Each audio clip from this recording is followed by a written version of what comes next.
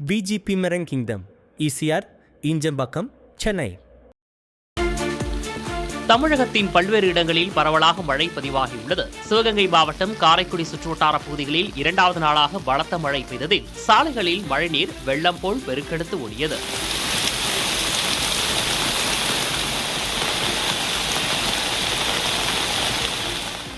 தருமபுரி மாவட்டம் அரூர் சுற்றுவட்டார பகுதிகளில் பெய்த பலத்த மழையால் சாலைகளில் மழைநீர் பெருக்கெடுத்தது.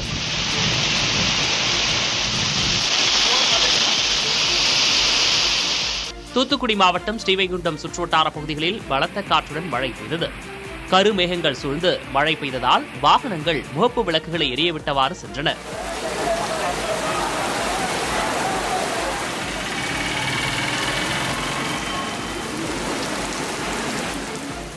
மதுரை மாவட்டம் மேலூர், கொட்டாம்பட்டி உள்ளிட்ட இடங்களில் மழை பெய்தது.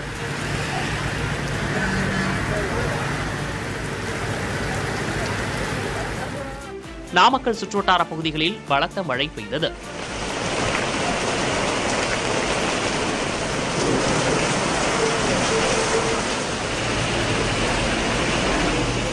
கள்ளக்குறிச்சி, சின்னசேலம், வீரசோழபுரம், இந்திலி உள்பட மாவட்டத்தின் பல்வேறு பகுதிகளில் பரவலாக மழை பெய்தது.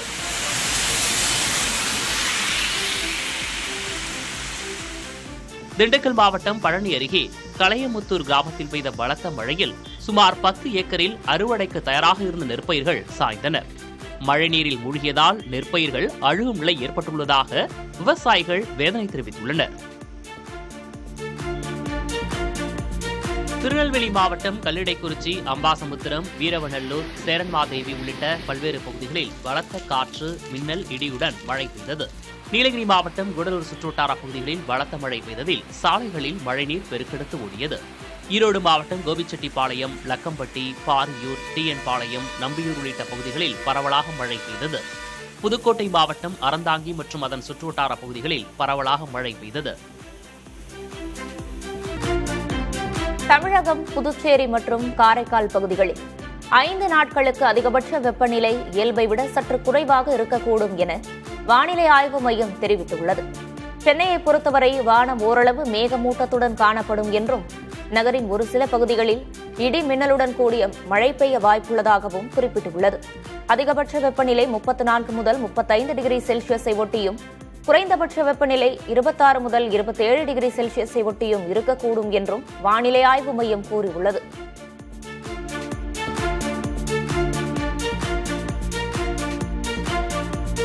குமரிக்கடல் பகுதிகளில் அடுத்த 2 நாட்களுக்கு சூறாவளி காற்று மணிக்கு 40 முதல் 50 கிலோமீட்டர் வேகத்திலும் இடையிடையே 60 கிலோமீட்டர் வேகத்திலும் வீசக்கூடும் என வானிலை ஆய்வு மையம் எச்சரித்துள்ளது.